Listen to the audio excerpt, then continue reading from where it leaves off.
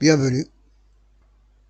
Concernant la troisième unité, le transfert de l'information génétique par la reproduction sexuée et les génétiques humaines. On est toujours, le deuxième chapitre, concernant les lois statistiques de la transmission des caractères chez les diploïdes.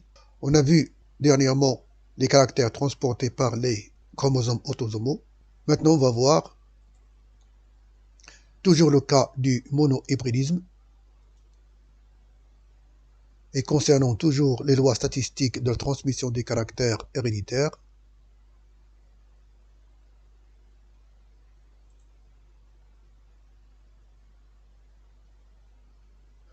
on a vu dernièrement le cas de gènes portés par un autosome. Alors dans grand B, on va voir le cas d'un gène porté par un chromosome sexuel.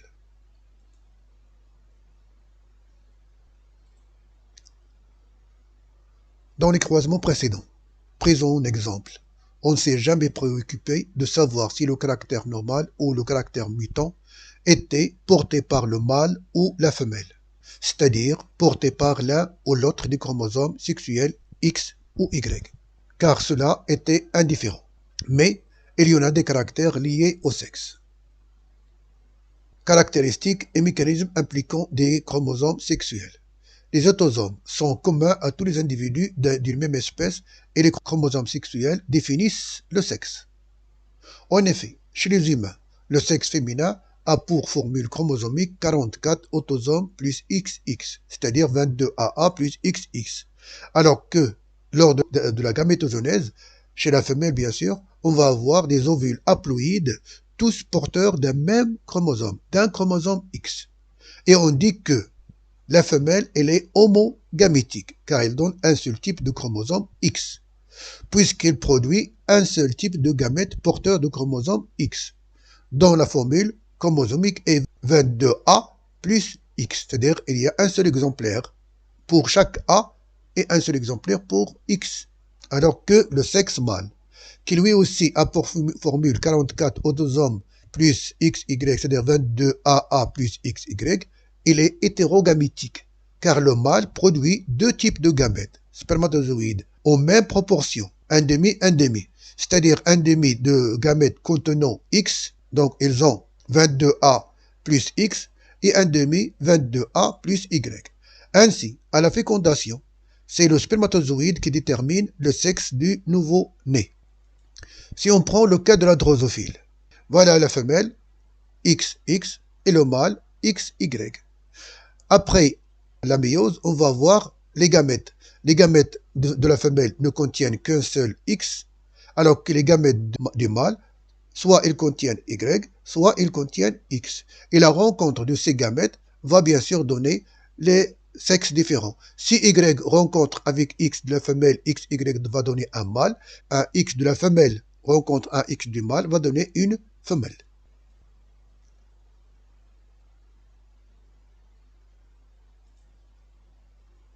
Chez de nombreuses espèces animales et certains rares végétaux, l'un des deux sexes porte une paire de chromosomes différents, impliqués dans la détermination sexuelle. Il y a certains gènes spécifiques du sexe masculin qui sont sur Y, comme le gène SRI, Sex Determine Region of Y. Le gène de la masculinité chez l'homme, c'est-à-dire un gène qui incite à la production d'hormones masculines et ainsi au développement des caractéristiques sexuelles masculines.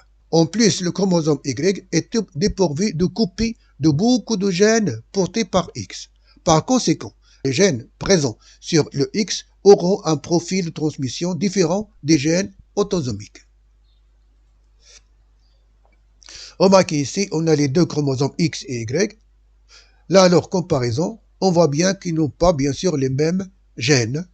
En comparant le chromosome X avec le chromosome Y, on constate tous les gènes localisés sur le segment différentiel de X, la portion AB, cette partie-là, elle est spécifique à X, qui n'a pas d'homologue sur Y. Vous voyez, on a seulement X, il n'y a pas d'homologue sur le chromosome Y. Détermine ce que l'on appelle l'hérédité liée au sexe, où les gènes s'expriment chez les deux sexes. Pour ces gènes, les mâles sont hémizygotes parce qu'ils portent seulement un seul allèle. Bien qu'ils sont diploïdes, ils ne portent qu'un seul allèle pour chaque gène. Dans ce cas de gène qui se trouve sur le chromosome X, le caractère est transmis de père à fille et de mère à fils. Tous les gènes maintenant, localisés sur le segment différentiel Y, cette partie-là, la partie CD, n'ont pas d'équivalent dans l'autre sexe. C'est-à-dire, les gènes qui se trouvent dans cette partie-là, chez le mâle, il n'y a pas d'équivalent chez la femelle. Détermine ce qu'on appelle hérédité hollandrique. C'est une hérédité liée au sexe. S'exprime chez le mâle seulement. Seuls les mâles présentent les phénotypes liés au gène hollandrique, gène spécifique du sexe masculin. Seul le mâle les porte et ne les transmet qu'au mâle de sa descendance, donc sont retransmis de père à fils. Tous les gènes localisés sur le segment homologue à X et Y, cette partie violette, BC, détermine ce qu'on appelle une hérédité incomplètement liée au sexe. Dans cette forme d'hérédité, on peut avoir des mâles homozygotes et des mâles hétérozygotes. Remarque, il faut savoir que les deux chromosomes X des femelles, bien que parfaitement homologues, sont génétiquement différents, puisqu'ils peuvent porter des allèles différents à chaque locus, d'où le tableau suivant. Parce qu'une femelle qui a un XX, il va avoir un X de son père et l'autre de sa mère. Donc les deux X n'ont pas le même matériel génétique, le même matériel héréditaire. Représentons ce tableau ici, le mâle va être XY, la femelle XX, grand A, X petit a, pour différencier les chromosomes X de la femme. La rencontre des gamètes, la voilà, donc on a XXA, XX petit a, X grand A Y, X petit a Y. À partir de ce tableau, nous faisons les observations suivantes. Les individus du sexe masculin reçoivent l'un ou l'autre des chromosomes X de leur mère. Donc la mère XA, X petit a, va donner un des chromosomes à l'un de ses fils. Donc l'un va avoir X grand A et Y, l'autre va avoir X petit a Y. En conséquence, si le chromosome X reçu de la mère porte un allèle dominant, comme ce cas, le phénotype sera dominant. Par contre, si le chromosome X reçu par la mère porte un allèle récessif, le phénotype sera récessif. On peut donc dire que pour les caractères à hérédité liés au sexe, c'est la mère qui détermine le phénotype de ses descendants mâles. Donc on compare toujours le phénotype de la mère avec celui de ses fils mâles. Les individus de sexe féminin reçoivent toujours le chromosome X de leur père, d'une part, et l'un ou l'autre du chromosome X de leur mère. D'autre part, en conséquence, pour les caractères à hérédité liés au sexe, le phénotype que présentent les femelles dépend du type d'interaction, c'est-à-dire dominance, codominance, létale, etc., qui existe entre les allèles transmis par les chromosomes X du père ou de la mère. Comme remarque, il y a une différence entre la représentation des chromosomes X, Y suivant les espèces. Cas où les mâles sont hétérogamétiques, c'est-à-dire ils produisent des gamètes différents. C'est le système XY. Chez les humains et majorité des animaux, les femelles sont XX et les mâles sont XY. On a aussi le système XO. Chez les insectes, sauterelles, les cafards, etc., où le mâle présente un chromosome X sans Y. On note XO. Et la femelle est toujours à 2X, XX.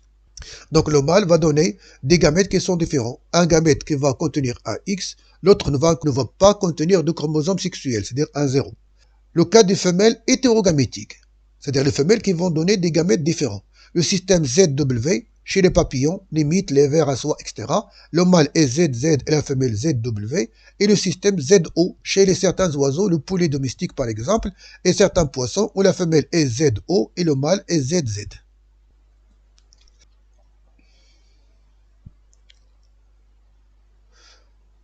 Alors, on voit le premier cas. En 1914-1915, Thomas Morgan, l'un des pionniers de la génétique, et ses collaborateurs ont réalisé des expériences sur le croisement de deux lignées pures de drosophiles. La lignée sauvage aux yeux rouges et une lignée mutante aux yeux blancs, mutation white. Les résultats obtenus sont donnés dans le document ci-contre. Donc voilà les deux drosophiles, mâles et femelles, ainsi leur chromosome sexuel et leur karyotype de Z est égal à 8.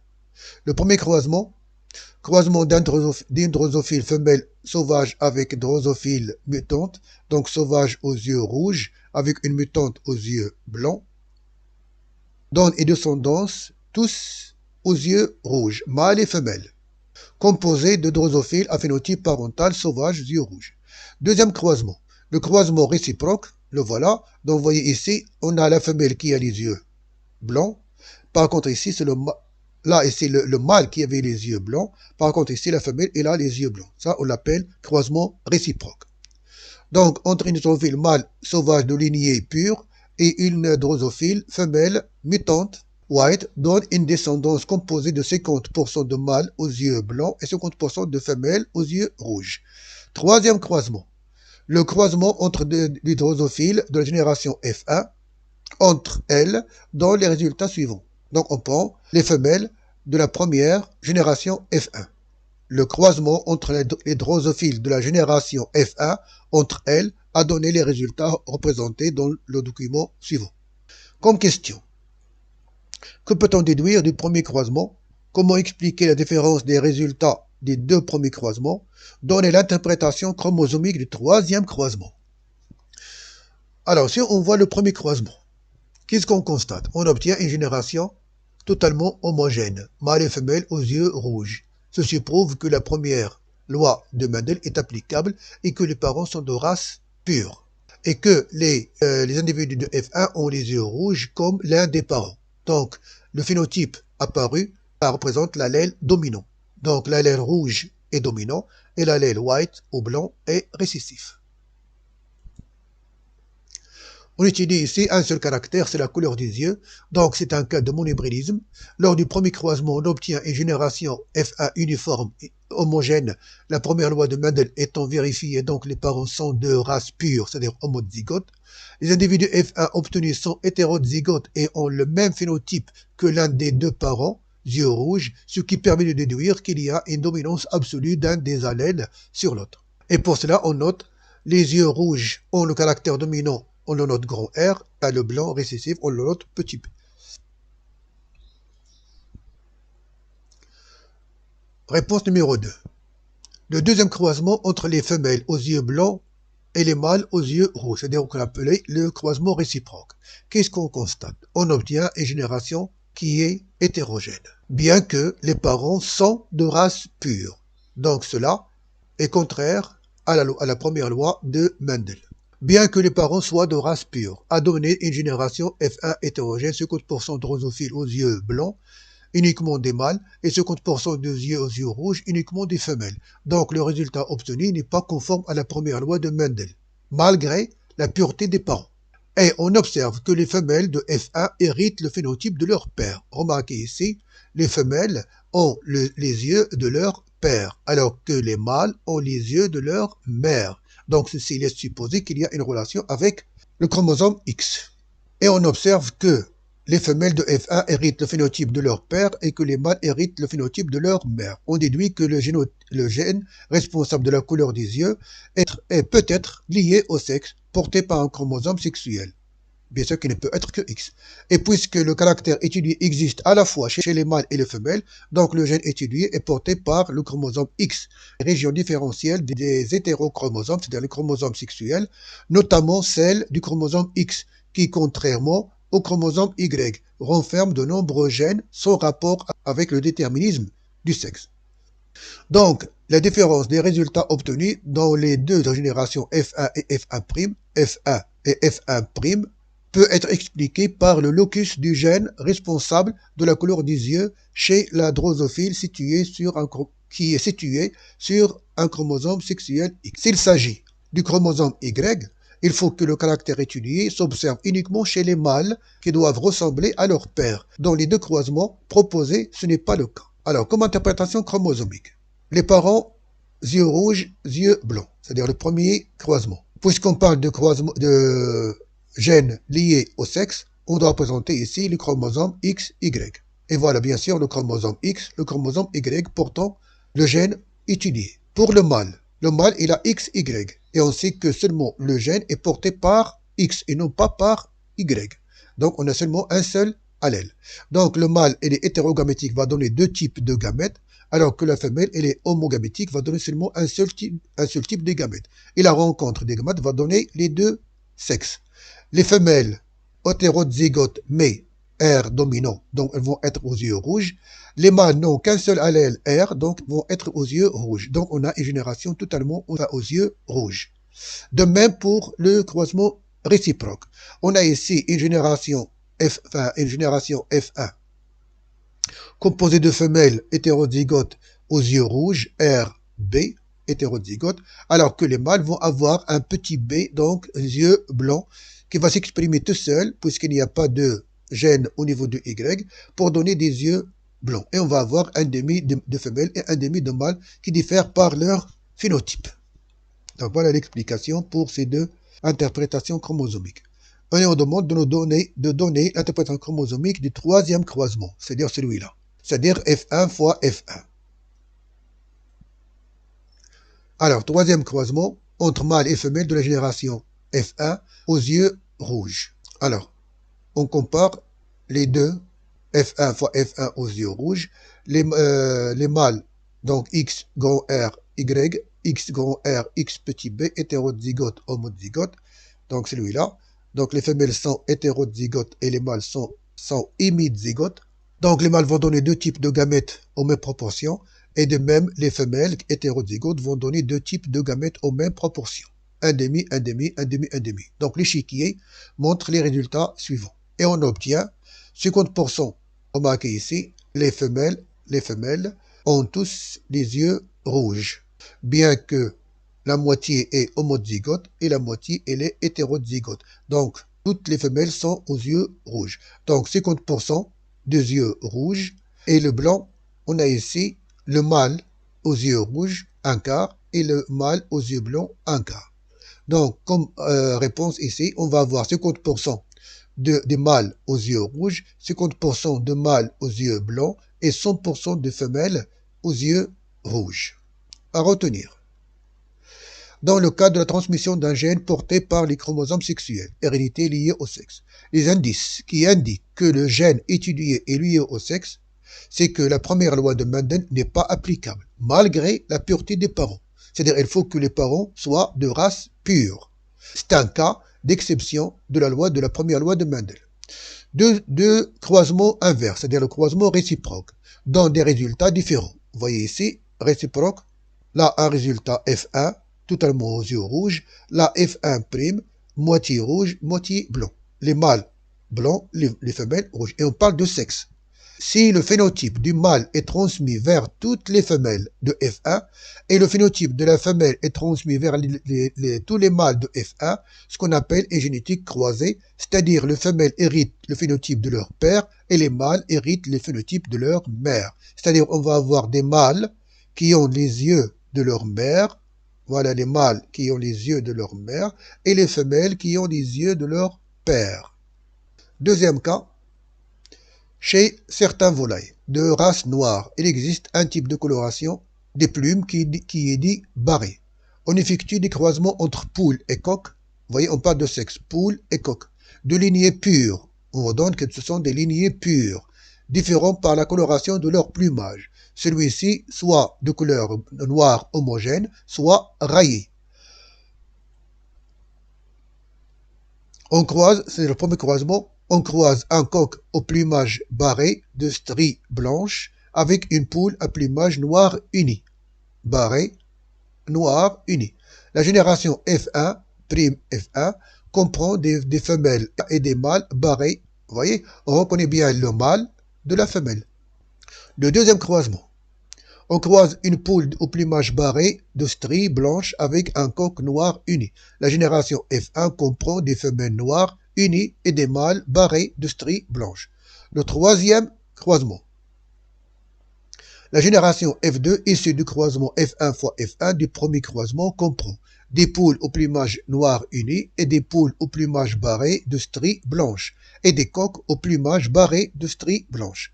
Alors que le quatrième et dernier croisement, la génération F1', enfin F'2, issu du croisement F1', F'1 fois F'1, on comprend un nombre égal de poules au plumage noir uni et de poules aux plumes barrées, de stries blanches, de coqs aux plumes noires unies et des coqs aux plumes barrées de stries blanches. Comme question, d'après les résultats obtenus en F1, pour les deux croisements, le gène de la couleur du plumage peut-il être localisé sur un autosome? Une hérédité liée au sexe où la femelle aurait deux chromosomes X et le mâle un chromosome X et un chromosome Y. Rend-il compte de l'ensemble de ces résultats? Compte tenu de vos réponses précédentes, quelle répartition de chromosomes sexuels permettrait d'expliquer les phénotypes des animaux F1 et F2 pour chacun des croisements? Vérifiez votre hypothèse en faisant l'interprétation chromosomique de ces croisements. Arrêtez la vidéo, essayez de répondre d'après ces résultats et ces données et on se voit plus tard. Donc si on cherche à répondre aux questions, on a ici un croisement réciproque. De 1 et 2, croisement réciproque. Et on a des résultats qui sont différents. On a ici les mâles et femelles tachetés, alors que là, on a seulement les mâles tachetés et les poules unies. Donc puisque la génération ou les deux générations ne sont pas identiques, donc on peut dire qu'il y a liaison ou relation avec le chromosome sexuel.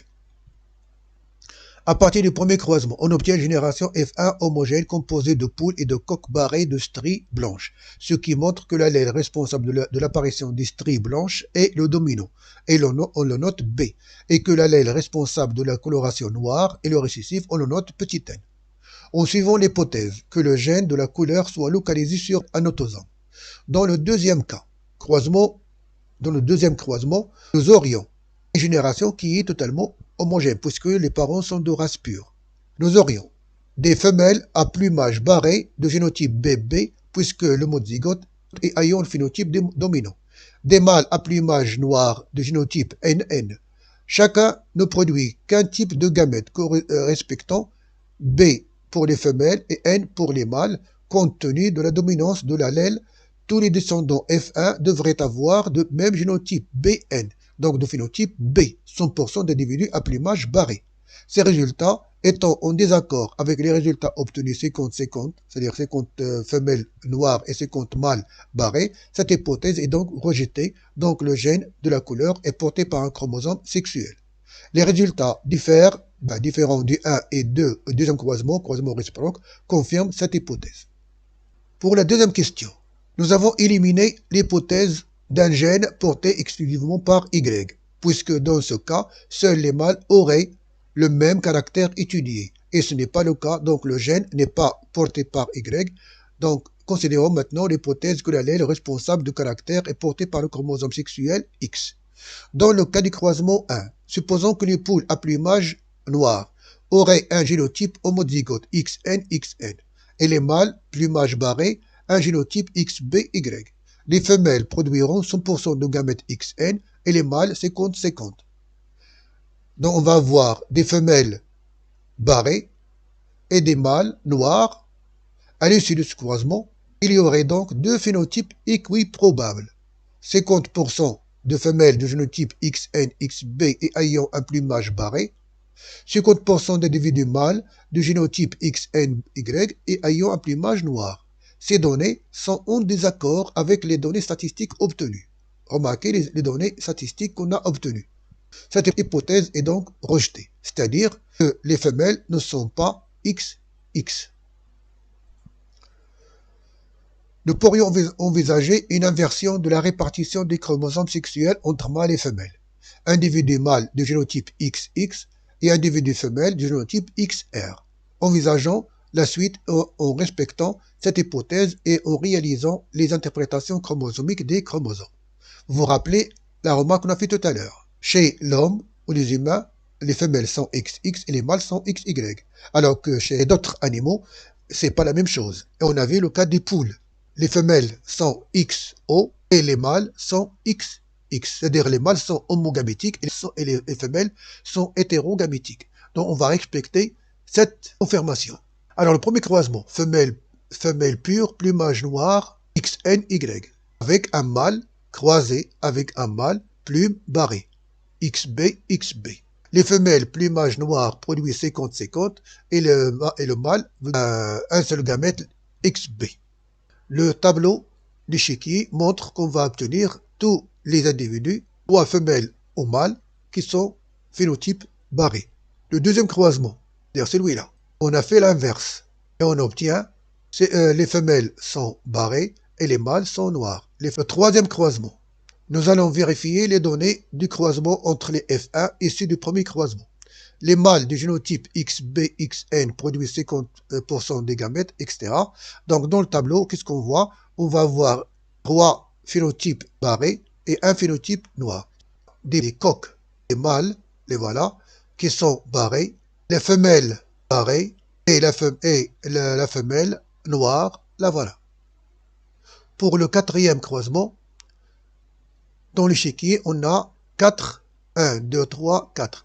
Donc, on va avoir des mâles noirs, voilà, des femelles barrées, les voilà, des mâles barrés, les voilà, et des femelles barrées, les voilà, à 25%.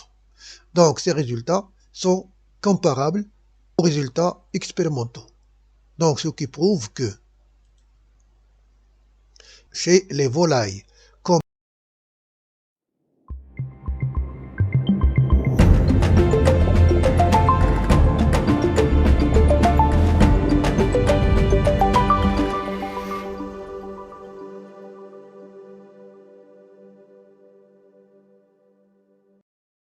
chez d'autres oiseaux, les mâles sont XX homogamétiques, alors que les femelles sont hétérogamétiques XY, c'est-à-dire XO.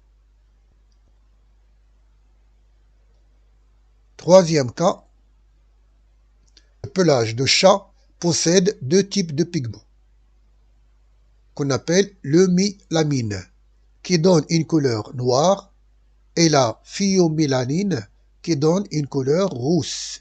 Les chats torsis aux écailles de tortue ont un pelage noir et roux, fourrure bicolore.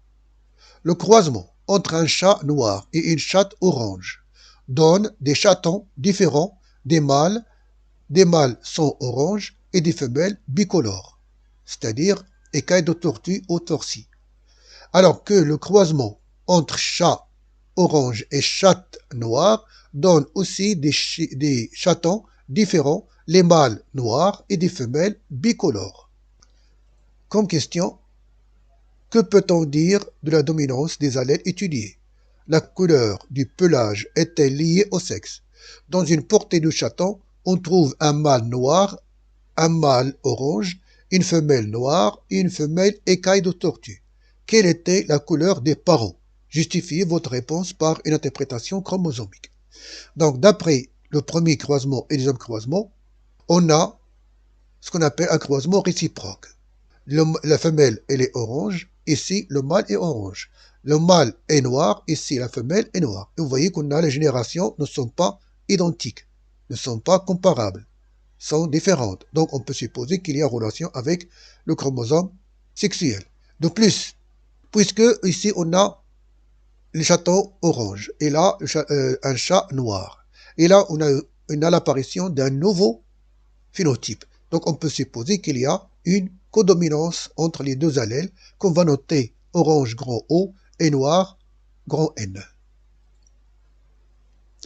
Première réponse, les deux parents diffèrent par un seul caractère, couleur du pelage, c'est un cas de monohybridisme.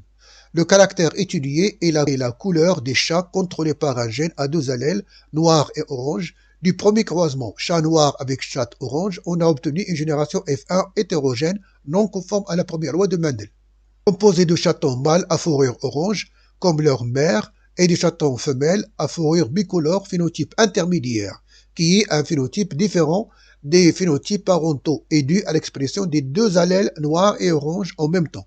Donc, il s'agit d'un cas de codominance et on note l'allèle noir grand N et l'allèle orange grand O.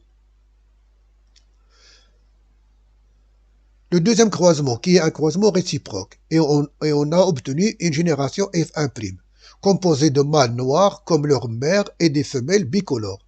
La comparaison des résultats entre le premier et le deuxième croisement réciproque montre qu'on a deux générations F1 F1' différentes, avec une répartition phénotypique qui dépend du sexe de l'individu.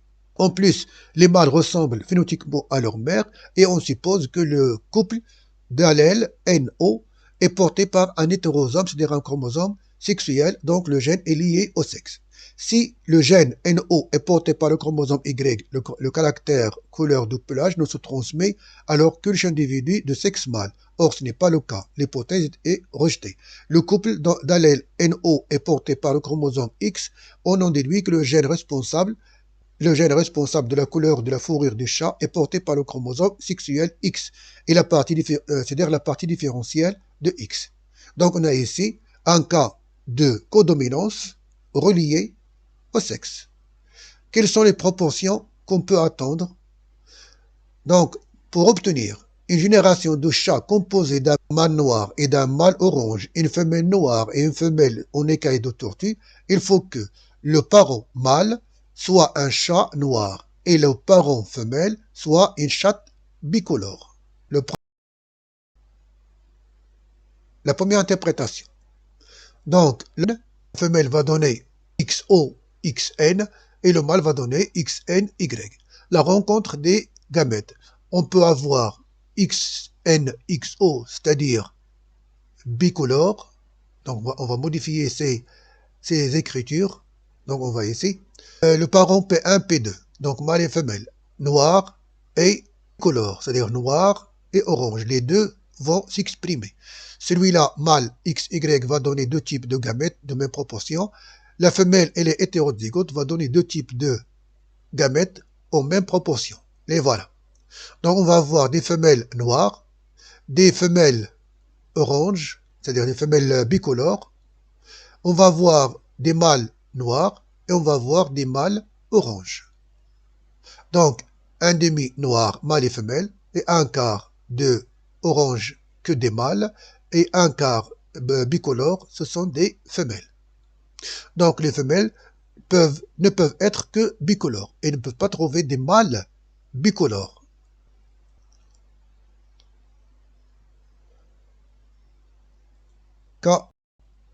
Quatrième cas, chez la mouche du vinaigre, la drosophile, une mutation appelée notée N, liée au sexe, responsable de la déformation des ailes.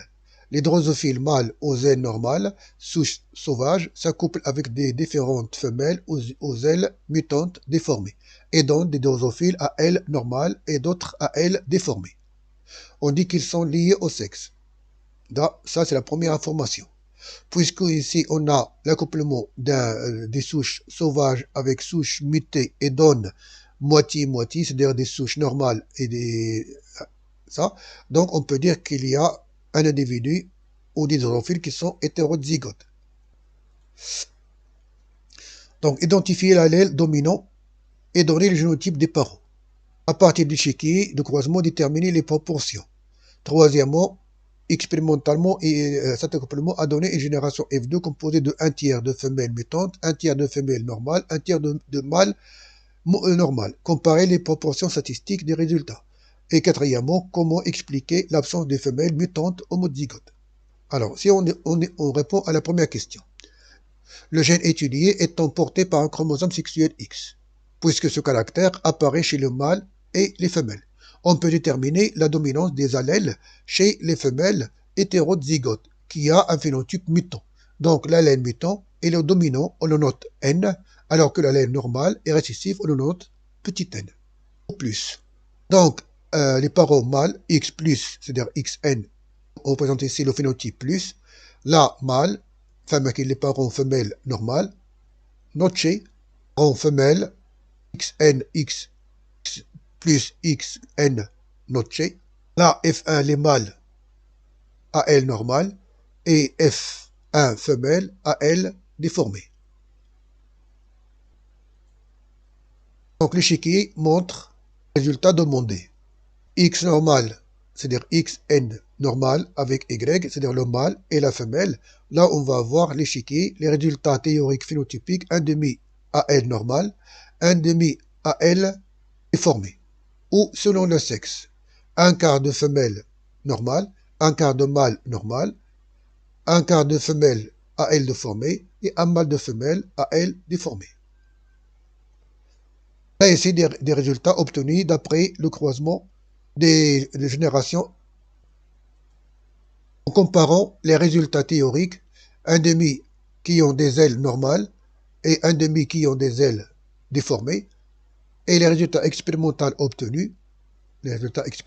obtenus, un tiers de mâle à aile normale, un tiers de femelle à tiers normal, un tiers de femelle à aile déformée, ou deux tiers normal et un tiers.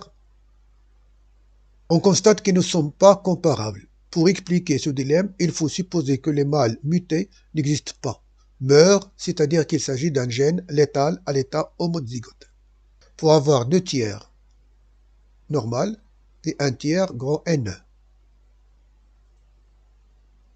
L'absence des femelles mutées homozygotes est due à l'absence de mâles mutés XNY parce que la présence d'un allèle létal seul va entraîner bien sûr la mort de cette catégorie de drosophiles. Donc l'absence de mâle muté XNY vivant pour fournir le chromosome XN qui, en présence de l'autre XN de la femelle, va donner bien sûr une femelle XN homozygote mutante. Or, on n'a seulement que des femelles XN X+.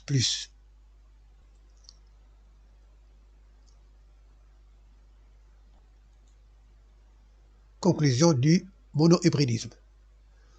L'hérédité liée au sexe, c'est la transmission d'un caractère héréditaire contrôlé par un gène localisé sur un chromosome sexuel X ou Y, c'est-à-dire la 23e paire de chromosomes chez l'homme. Pour distinguer les deux cas, si le gène est sur un autosome ou un gonosome, on fait appel à la méthode de croisement réciproque. Si les croisements mâle X fois mâle Y et mâle Y fois mâle X donnent des descendances identiques et homogènes, le gène responsable de la différence des lignées est autosomique. Si les descendances obtenues sont différentes, il s'agit d'un cas de l'hérédité liée au sexe. Le gène responsable est porté par un chromosome sexuel X ou Y. Donc, comme résumé qu'on a vu tout à l'heure, si le locus du gène, dans le premier cas, gène localisé sur la partie spécifique de X. Le caractère déterminé se transmet chez les deux sexes et la composition de F1 dépend du sexe des parents croisés, c'est-à-dire le sens de croisement. Le deuxième cas, gène localisé sur la partie spécifique de Y. Le caractère est spécifique aux individus mâles. Il se transmet exclusivement des pères au fils. Troisième cas, gène localisé sur la partie homologue des chromosomes X et Y. Le caractère dans ce cas le caractère déterminé se manifeste chez le mâle et la femelle se transmet comme un caractère autosomal. Donc, dans les exercices que vous aurez à faire sont seulement pour les deux cas, le premier et le deuxième cas, non pas pour le troisième cas. Donc, la liaison au sexe, les phénotypes et le sexe de la descendance changent avec le sens du croisement.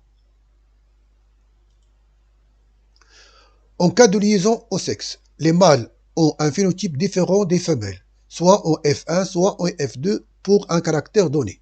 Si la mère F0, c'est-à-dire P, parentale, porte la mutation et la transmet au mâle F1, et ils l'exprimeront. La F2 fait office de test cross car Y ne porte pas de gène, seules les mutations sur X seront exprimées chez les mâles de la génération suivante.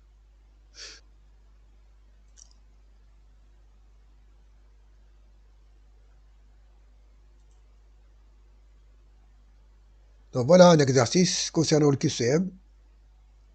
Essayez de répondre aux questions.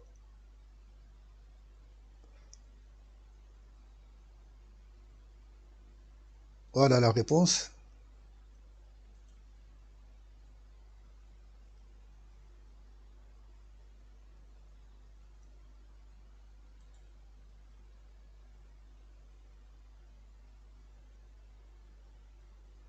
et on se voit à la prochaine vidéo concernant le dihybridisme.